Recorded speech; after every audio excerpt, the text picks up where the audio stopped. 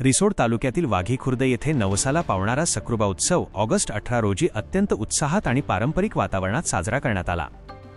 जुन्या काळापासून चालत आलेल्या परंपरेनुसार वारुळाची माती आणून त्यापासून सक्रुबा देवाची मूर्ती तयार केली जाते।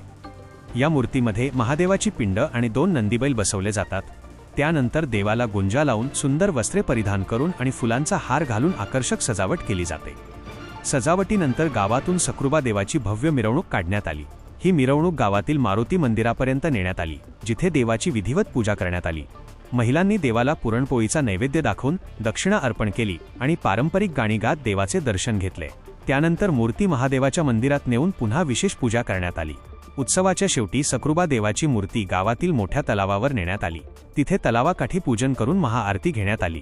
ज्या महिलांनी मुलगा किंवा मुलगी व्हावी असा नवस केला होता आणि ज्यांची इच्छा पूर्ण झाली आहे त्यांनी सक्रुबा देवाची मनोभावे पूजा करून तलावामध्ये मूर्तीचे विसर्जन केले। या उत्सवात गावातील नागरिक आणि महिला मोठ्या संख्येने सहभागी झाल्या होत्या। अशा नवनवीन बातम्यांसाठी चॅनलला सबस्क्राइब करा आणि पाहत रहा MH न्यूज मराठी।